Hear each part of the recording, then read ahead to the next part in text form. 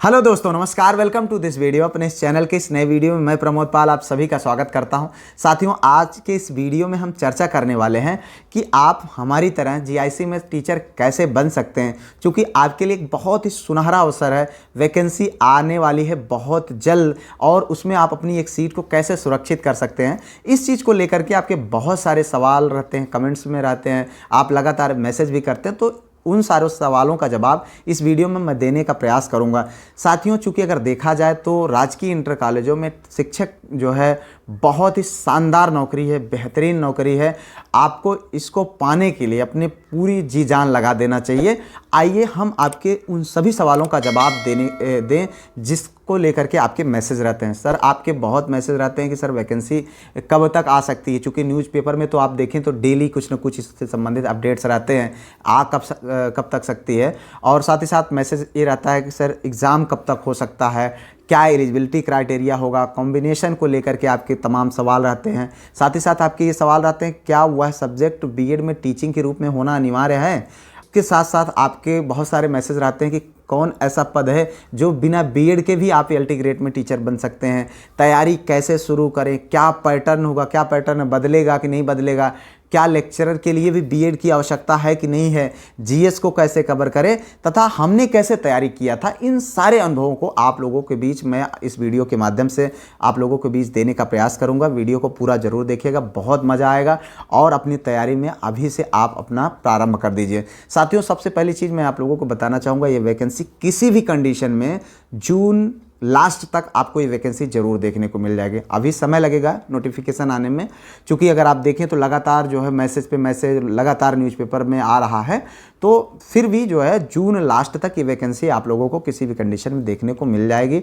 और साथ ही साथ मैं आप लोगों को बताना चाहूँगा, अब आप इसके लिए तैयारी शुरू कर दीजिए। ये वैकेंसी का एग्ज़ाम मैक्स टू मैक्स अक्टूबर से नवंबर के बीच तक ये वैकेंसी जो है एग्ज़ाम हो जाएगा। अगर आपने देखा होगा उत्तर प्रदेश लोक सेवा आयोग चूँकि ये वैकेंसी कराती है, तो उसका जो कैलेंडर जारी हुआ था उसमें कुछ डेट रिजर्व हैं, तो हो सकता है उस डेट को ना हो, आगे पीछे ही हो। लेकिन कुल मिलाकर के वैकेंसी नवंबर दिसंबर या मैक्स टू मैक्स जो है दिसंबर तक इसके एग्ज़ाम हो जाएंगे। इस बात को लेकर बिल्कुल निश्चिंत रहें और अपनी पढ़ाई को अभी से धार देना प्रारंभ कर दें।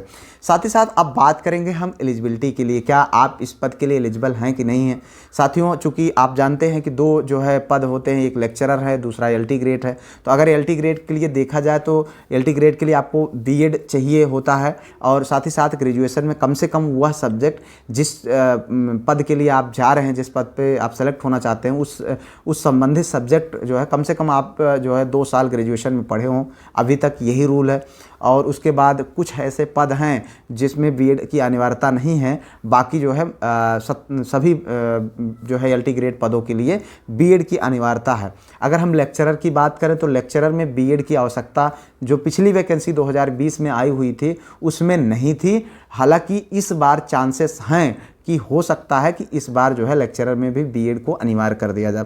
कुछ साथियों के मैसेज रहते हैं कि सर क्या जो है इस वैकेंसी में टेट या सीटेट की मांग की जा सकती है। बिल्कुल ऐसा कुछ भी नहीं है और उम्मीद 99.9% है कि ऐसा कुछ भी नहीं रहेगा। हालांकि सारी चीज़ें नोटिफिकेशन आने के बाद स्पष्ट हो जाएंगी। हालांकि फ़िलहाल आप ये मान के चलें कि 99.9% ऐसा कुछ भी नहीं है। उसके बाद मैं बात करूंगा कॉम्बिनेशन को लेकर, जिसको लेकर के आपके बहुत सारे सवाल रहते हैं। साथियों, मैं अगर बात करूं हिंदी के लिए तो हिंदी एक बहुत ही विवादित सब्जेक्ट रहा है। अगर ये देखा जाए तो हमारे कई साथी, हम जिस लॉज में रहते थे वहाँ पर एक भाई साहब रहते थे, उनका सिलेक्शन हो चुका था फाइनली, लेकिन उन्होंने इंटर में जो है हिंदी के साथ संस्कृत नहीं लिया हुआ था, जिसके वजह से बेचारों का सिलेक्शन नहीं हो सका। हालांकि उनकी एज भी लगभग 40 के आसपास में हो चुकी थी। तो आप समझ लीजिए कितना डिसअपॉइंटिंग रहा होगा उनके लिए।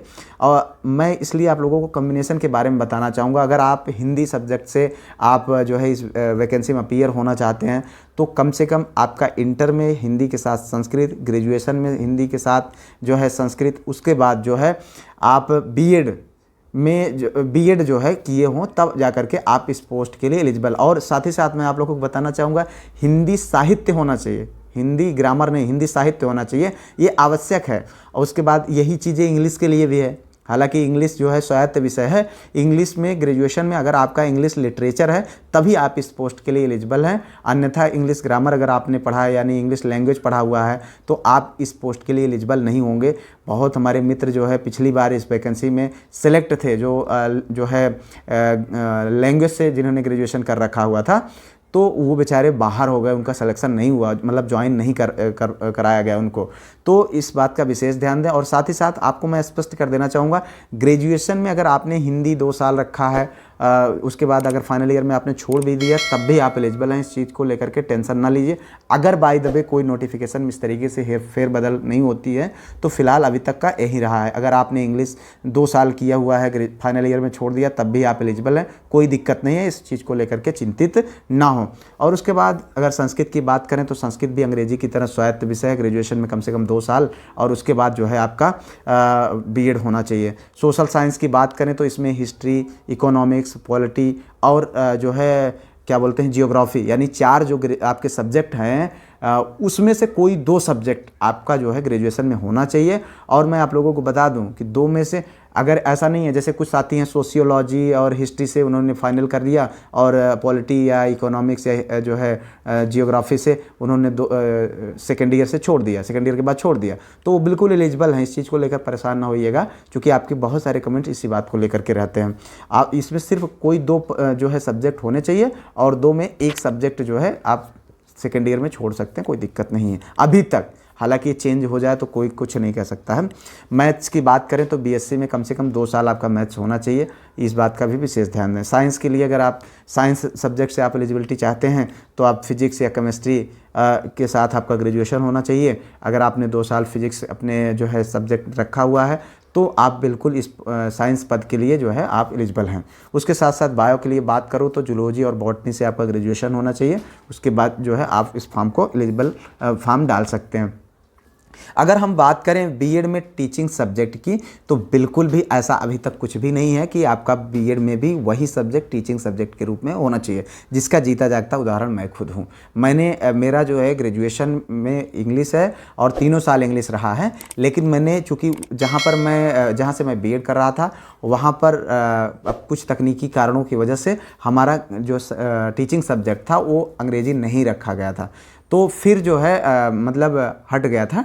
तो मैंने जो है सिविक्स और हिस्ट्री से हमारा जो है टीचिंग सब्जेक्ट हुआ था, तो फिर भी मैं यहाँ पर पोस्टेड हूँ। हालांकि इन फ्यूचर अगर कुछ चेंजेज हो जाए तो उसको कोई नहीं कह सकता है, लेकिन अभी तक ऐसा कुछ भी नहीं रहा है, ठीक है। और अगर आप देखें तो बीएड के बिना अगर आप ईएलटी में अपीयर होना चाहते हैं तो कंप्यूटर एकमात्र ऐसा सब्जेक्ट है जिसमें बिना बीएड की ज़रूरत नहीं है। उसके साथ साथ इट में भी हो सकता है कि कला के लिए भी बीएड की अनिवार्यता को ख़त्म कर दिया जाए, चूँकि ये बहुत बड़ा विवादित रहा। अब हम बात करेंगे पैटर्न पर, क्या पैटर्न बदलेगा? जी हाँ, 99% चांसेस ये हैं कि इस बार एलटी ग्रेड के पैटर्न को बदला जा सकता है। लेक्चरर का बदला जाएगा कि नहीं बदला जाएगा ये ये कोई ज़रूरी नहीं है, वैसे नहीं बदला जाएगा, लेकिन एलटी ग्रेड का 99% चांसेस है कि इसका पैटर्न बदला जाएगा और 2 एग्ज़ाम्स में इस वैकेंसी को जो है भरने का प्रयास किया जाएगा। फ़िलहाल जो पुरानी वैकेंसी हुई थी उसमें एक ही एग्ज़ाम हुआ था और इसमें ज़्यादातर चांसेस हैं कि 2 एग्ज़ाम होंगे, एक प्रीलिम्स होगा दूसरा मेंस होगा।